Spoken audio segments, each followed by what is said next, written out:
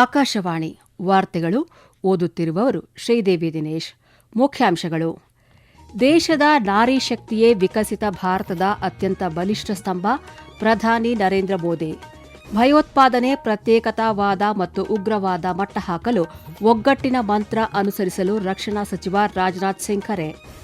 ನಾಳೆಯ 2ನೇ ಹಂತದ ವಿಧಾನಸಭಾ ಚುನಾವಣೆಗೆ ಪಶ್ಚಿಮ ಬಂಗಾಳ ಸಜ್ಜು, ಸುಗಮ ಮತದಾನಕ್ಕಾಗಿ ಸಕಲ ಸಿದ್ಧತೆ.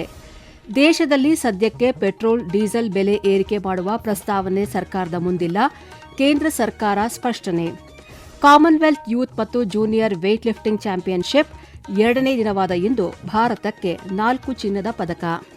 ವಾರ್ತೆಗಳ ವಿವರ. ದೇಶದ ನಾರಿ ಶಕ್ತಿಯೇ ವಿಕಸಿತ ಭಾರತದ ಅತ್ಯಂತ ಬಲಿಷ್ಠ ಸ್ತಂಭ ಎಂದು ಪ್ರಧಾನಿ ನರೇಂದ್ರ ಮೋದಿ ಬಣ್ಣಿಸಿದ್ದಾರೆ. ವಾರಣಾಸಿಯಲ್ಲಿ ಇಂದು ನಡೆದ ಮಹಿಳಾ ಸಮ್ಮೇಳನ ಉದ್ದೇಶಿಸಿ ಮಾತನಾಡಿದ ಅವರು, ಲೋಕಸಭೆ ಮತ್ತು ವಿಧಾನಸಭೆಗಳಲ್ಲಿ ಮಹಿಳೆಯರಿಗೆ ಮೀಸಲಾತಿ ಕಲ್ಪಿಸುವ ರಾಷ್ಟ್ರೀಯ ಗುರಿಯನ್ನು ಸಾಕಾರಗೊಳಿಸಲು ಮಹಿಳೆಯರ ಆಶೀರ್ವಾದವನ್ನು ಕೋರಿದರು. ಇದೇ ವೇಳೆ ಕಾಶಿ ಅಭಿವೃದ್ಧಿ ಪ್ರಯಾಣವನ್ನು ಪ್ರಸ್ತಾಪಿಸಿದ ಪ್ರಧಾನಿ, ಕಳೆದ 1 ದಶಕದಲ್ಲಿ ಕಾಶಿ ಉತ್ತರ ಮತ್ತು ಪೂರ್ವ ಭಾರತದ ಒಂದು ಪ್ರಮುಖ ಆರೋಗ್ಯ ಕೇಂದ್ರವಾಗಿ ಹೊರಹೊಮ್ಮುತ್ತಿದೆ. 500 ಹಾಸಿಗೆಗಳ ಮಲ್ಟಿ ಸೂಪರ್ ಸ್ಪೆಷಾಲಿಟಿ ಆಸ್ಪತ್ರೆ ಕಾಶಿಯ ಆರೋಗ್ಯ ಸೇವಾ ಪರಿಸರ ವ್ಯವಸ್ಥೆಯನ್ನು ಮತ್ತಷ್ಟು ಬಲಪಡಿಸಲಿದೆ. ಇದರ ಜೊತೆಗೆ 100 ಹಾಸಿಗೆಗಳ ಕ್ರಿಟಿಕಲ್ ಕೇರ್ ಘಟಕದ ಶಂಕುಸ್ಥಾಪನೆ ನೆರವೇರಿಸಲಾಗಿದ್ದು, ಇದರಿಂದ ಗಂಭೀರ ರೋಗಗಳ ಚಿಕಿತ್ಸೆ ಸೌಲಭ್ಯ ಒದಗಲಿದೆ ಎಂದು ತಿಳಿಸಿದರು.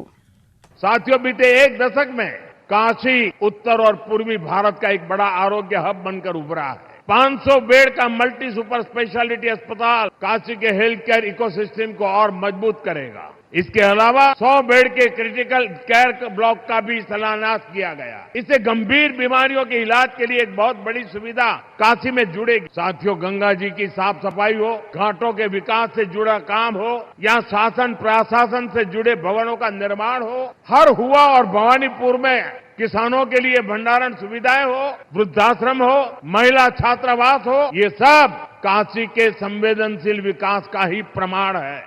ಕಾರ್ಯಕ್ರಮದಲ್ಲಿ ಪ್ರಧಾನಿ ರೈಲ್ವೆ, ರಸ್ತೆ ಮತ್ತು ಆರೋಗ್ಯ ಸೇರಿದಂತೆ ವಿವಿಧ ವಲಯಗಳಿಗೆ ಸಂಬಂಧಿಸಿದ 6,350 ಕೋಟಿ ಮೊತ್ತದ ಅಭಿವೃದ್ಧಿ ಕಾಮಗಾರಿಗಳಿಗೆ ಚಾಲನೆ ನೀಡಿದರು. ಇದೇ ಸಂದರ್ಭದಲ್ಲಿ ಅವರು ಬನಾರಸ್, ಪುಣೆ ಮತ್ತು ಅಯೋಧ್ಯ, ಮುಂಬೈ ನಡುವೆ ಸಂಚರಿಸಲಿರುವ 2 ಹೊಸ ಅಮೃತ್ ಭಾರತ್ ಎಕ್ಸ್ಪ್ರೆಸ್ ರೈಲುಗಳಿಗೆ ಹಸಿರು ನಿಶಾನೆ ತೋರಿದರು. ಗಂಗಾ ನದಿಗೆ ಅಡ್ಡಲಾಗಿ ನಿರ್ಮಿಸಲಾಗುವ ರೈಲು ರಸ್ತೆ, ಸೇತುವೆ ಸೇರಿದಂತೆ ವಾರಣಾಸಿ ಪಂಡಿತ್ ದೀನ್ ದಯಾಳ್ ಉಪಾಧ್ಯಾಯ ಜಂಕ್ಷನ್ ನಡುವಿನ ಹೆಚ್ಚುವರಿ ರೈಲ್ವೆ ಹಳಿ ಯೋಜನೆಗಳಿಗೆ ಪ್ರಧಾನಿ ಶಂಕುಸ್ಥಾಪನೆ ನೆರವೇರಿಸಿದರು. ತಮ್ಮ ಪ್ರವಾಸದ 2ನೇ ದಿನವಾದ ನಾಳೆ ಪ್ರಧಾನಿಯವರು ಕಾಶಿ ವಿಶ್ವನಾಥ ದೇವಸ್ಥಾನದಲ್ಲಿ ಪೂಜೆ ಸಲ್ಲಿಸಲಿದ್ದಾರೆ.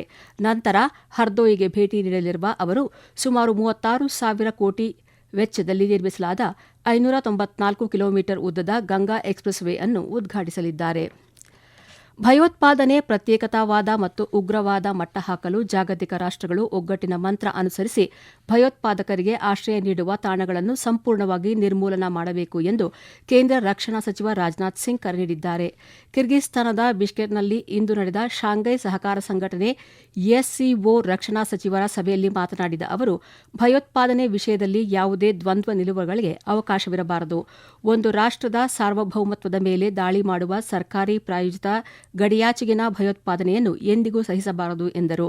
ಪಹಲ್ಗಾಮ್ನಲ್ಲಿ ನಡೆದ ಭೀಕರ ಭಯೋತ್ಪಾದಕ ದಾಳಿಯ ಸಂತ್ರಸ್ತರನ್ನು ಸ್ಮರಿಸಿದ ಸಚಿವರು, ಆಪರೇಷನ್ ಸಿಂಧೂರ್ ಮೂಲಕ ಭಾರತ ಭಯೋತ್ಪಾದನೆಯ ಕೇಂದ್ರ ಬಿಂದುಗಳಿಗೆ ತಕ್ಕ ಶಿಕ್ಷೆ ನೀಡುವ ಮೂಲಕ ತನ್ನ ದೃಢ ಸಂಕಲ್ಪವನ್ನು ಈಗಾಗಲೇ ಸಾಬೀತುಪಡಿಸಿದೆ ಎಂದರು. ಭಯೋತ್ಪಾದಕರಿಗೆ ಆಶ್ರಯ ಮತ್ತು ಕುಮ್ಮಕ್ಕು ನೀಡುವವರ ವಿರುದ್ಧ ಕಠಿಣ ಕ್ರಮ ಕೈಗೊಳ್ಳಲು ಎಸ್ಸಿಒ ಹಿಂಜರಿಯಬಾರದು ಎಂದ ಸಚಿವರು, ಪ್ರಾದೇಶಿಕ ಭದ್ರತೆ ಮತ್ತು ಶಾಂತಿಗಾಗಿ ಸದಸ್ಯ ರಾಷ್ಟ್ರಗಳ ನಡುವೆ ಪರಸ್ಪರ ನಂಬಿಕೆ ಮತ್ತು ಸಹಕಾರ ಅಗತ್ಯ ಎಂದು ಪ್ರತಿಪಾದಿಸಿದರು. ಪಶ್ಚಿಮ ಬಂಗಾಳದಲ್ಲಿ ನಾಳೆ 2ನೇ ಹಂತದ ವಿಧಾನಸಭಾ ಚುನಾವಣೆಯ ಮತದಾನ ನಡೆಯಲಿದೆ. ಈ ಹಿನ್ನೆಲೆಯಲ್ಲಿ ಚುನಾವಣೆ ನಡೆಯಲಿರುವ 142 ಕ್ಷೇತ್ರಗಳಲ್ಲಿ ಸಕಲ ಸಿದ್ಧತೆ ಕೈಗೊಳ್ಳಲಾಗಿದೆ. ಮುಕ್ತ ಮತ್ತು ಶಾಂತಿಯುತ ಮತದಾನವನ್ನು ಖಚಿತಪಡಿಸಿಕೊಳ್ಳಲು ಚುನಾವಣಾ ಆಯೋಗ ನೀಡಿರುವ ನಿರ್ದೇಶನದಂತೆ ಪೊಲೀಸರು ತೀವ್ರ ಬಂದೋಬಸ್ತ್ ಕೈಗೊಂಡಿದ್ದಾರೆ.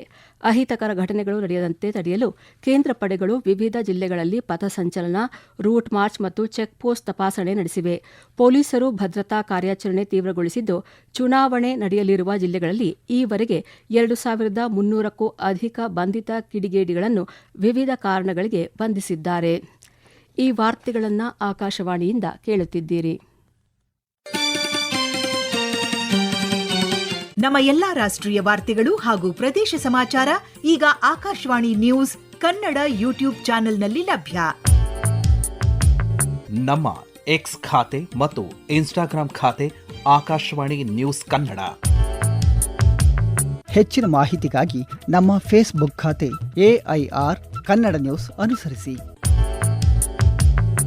ಮಾಹಿತಿಯ ಹೂರಣ ವಾರದ ಕಾರ್ಯಕ್ರಮ ಪ್ರಚಲಿತ ವಿದ್ಯಮಾನ ಪ್ರತಿ ಬುಧವಾರ 9:15.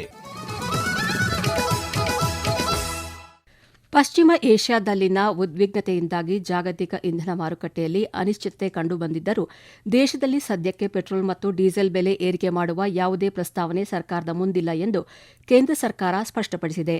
ನವದೆಹಲಿಯಲ್ಲಿ ನಡೆದ ಅಂತರ್ ಸಚಿವಾಲಯಗಳ ಜಂಟಿ ಸುದ್ದಿಗೋಷ್ಠಿಯಲ್ಲಿ ಮಾತನಾಡಿದ ಪೆಟ್ರೋಲಿಯಂ ಮತ್ತು ನೈಸರ್ಗಿಕ ಅನಿಲ ಸಚಿವಾಲಯದ ಜಂಟಿ ಕಾರ್ಯದರ್ಶಿ ಸುಜಾತಾ ಶರ್ಮಾ, ದೇಶದಲ್ಲಿ ಇಂಧನ ಮತ್ತು ಅಡಿಗೆ ಅನಿಲದ ದಾಸ್ತಾನು ಸಮರ್ಪಕವಾಗಿದ್ದು, ಸಾರ್ವಜನಿಕರು ಆತಂಕಕ್ಕೆ ಒಳಗಾಗಿ ಮುಂಗಡ ಖರೀದಿ ಅಥವಾ ಸಂಗ್ರಹಣೆ ಮುಂದಾಗಬಾರದು ಎಂದು ಮನವಿ ಮಾಡಿದ್ದಾರೆ.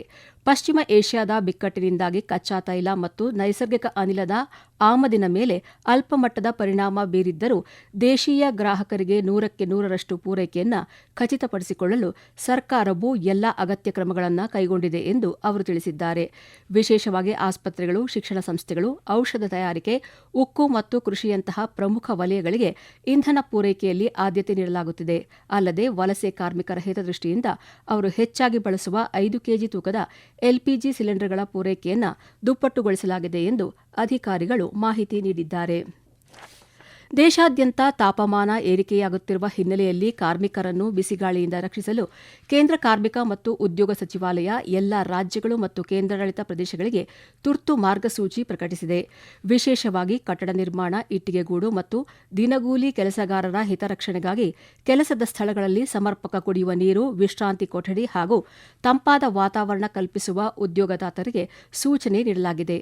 ಇದರ ಜೊತೆಗೆ ಇಎಸ್ಐ ಆಸ್ಪತ್ರೆಗಳಲ್ಲಿ ಬಿಸಿಗಾಳಿಯಿಂದ ತೊಂದರೆಗೆ ಒಳಗಾದವರಿಗೆ ಪ್ರತ್ಯೇಕ ಸಹಾಯ ಕೇಂದ್ರಗಳನ್ನು ಸ್ಥಾಪಿಸಲು ORS ಸೇರಿದಂತೆ ಅಗತ್ಯ ವೈದ್ಯಕೀಯ ಸಾಮಗ್ರಿಗಳನ್ನು ದಾಸ್ತಾನು ಇಟ್ಟುಕೊಳ್ಳಲು ನಿರ್ದೇಶಿಸಲಾಗಿದೆ. ಕಾರ್ಮಿಕರ ನಿಯಮಿತ ಆರೋಗ್ಯ ತಪಾಸಣೆಗೆ ಆರೋಗ್ಯ ಇಲಾಖೆಯಿಂದ ಸಮನ್ವಯ ಸಾಧಿಸುವಂತೆ ತಿಳಿಸಿರುವ ಸಚಿವಾಲಯ ಈ ನಿಟ್ಟಿನಲ್ಲಿ ತೆಗೆದುಕೊಂಡ ಕ್ರಮಗಳ ಬಗ್ಗೆ 15 ದಿನಗಳಿಗೆ ಒಮ್ಮೆ ವರದಿ ಸಲ್ಲಿಸಲು ಆದೇಶಿಸಿದೆ. ಪ್ರಸಕ್ತ ಶೈಕ್ಷಣಿಕ ಸಾಲಿನಾಗಿ ರಾಷ್ಟ್ರೀಯ ಶೈಕ್ಷಣಿಕ ಸಂಶೋಧನೆ ಮತ್ತು ತರಬೇತಿ ಸಂಸ್ಥೆ NCERT ಪ್ರಕಟಿಸಿರುವ ಪಠ್ಯಪುಸ್ತಕಗಳ ಲಭ್ಯತೆ, ಮುದ್ರಣ ಮತ್ತು ವಿತರಣಾ ಪ್ರಕ್ರಿಯೆಯನ್ನು ಕೇಂದ್ರ ಶಿಕ್ಷಣ ಸಚಿವ ಧರ್ಮೇಂದ್ರ ಪ್ರಧಾನ್ ಪರಿಶೀಲಿಸಿದರು.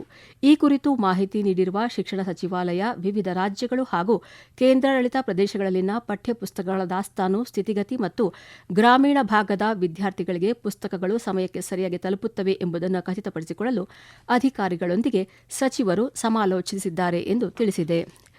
ವಿದೇಶಾಂಗ ಸಚಿವ ಡಾ ಎಸ್ ಜಯಶಂಕರ್ ಇಂದು ನವದೆಹಲಿಯಲ್ಲಿ ವಿಶ್ವಸಂಸ್ಥೆಯ ಸಾಮಾನ್ಯ ಸಭೆಯ ಅಧ್ಯಕ್ಷೆ ಅನ್ನಲೇನಾ ಬೆರ್ಬಾಕ್ ಅವರನ್ನು ಭೇಟಿಯಾದರು. ಸಾಮಾಜಿಕ ಮಾಧ್ಯಮ ಪೋಸ್ಟ್ನಲ್ಲಿ ವಿದೇಶಾಂಗ ಸಚಿವರು UN80 ಉಪಕ್ರಮ, ಸುಸ್ಥಿರ ಅಭಿವೃದ್ಧಿ ಗುರಿಗಳು, ಕೃತಕ ಬುದ್ದಿಮತ್ತೆಯ ಪರಿಣಾಮಗಳು ಮತ್ತು ಪಶ್ಚಿಮ ಏಷ್ಯಾದಲ್ಲಿನ ಸಂಘರ್ಷದ ಬಗ್ಗೆ ಚರ್ಚಿಸಿರುವುದಾಗಿ ತಿಳಿಸಿದರು. ಕೇಂದ್ರ ಹಣಕಾಸು ಸಚಿವೆ ನಿರ್ಮಲಾ ಸೀತಾರಾಮನ್ ಅವರು ಇಂದು ಕರ್ನಾಟಕದ ಉಡುಪಿಯಲ್ಲಿ Indian institute of gems and ಜ್ಯುವೆಲರಿಯ ನೂತನ ಕಟ್ಟಡವನ್ನು ಉದ್ಘಾಟಿಸಿದರು. ಈ ಸಂದರ್ಭದಲ್ಲಿ ಮಾತನಾಡಿದ ಅವರು, ಈ ಹೊಸ ತರಬೇತಿ ಸಂಸ್ಥೆಯು ಯುವಕರಿಗೆ ಮತ್ತು ಯುವ ಉದ್ಯಮಿಗಳಿಗೆ ವೃತ್ತಿಪರ ತರಬೇತಿಯನ್ನು ನೀಡಲಿದೆ ಎಂದು ತಿಳಿಸಿದರು. ಸಮೋವಾದಲ್ಲಿ ನಡೆಯುತ್ತಿರುವ ಕಾಮನ್ವೆಲ್ತ್ ಯೂತ್ ಮತ್ತು ಜೂನಿಯರ್ ವೇಟ್ ಲಿಫ್ಟಿಂಗ್ ಚಾಂಪಿಯನ್ಶಿಪ್ನ 2ನೇ ದಿನ ಭಾರತದ ಕ್ರೀಡಾಪಟುಗಳು 4 ಚಿನ್ನದ ಪದಕಗಳನ್ನು ಜಯಿಸುವ ಮೂಲಕ ಅಮೋಘ ಸಾಧನೆ ಮಾಡಿದ್ದಾರೆ.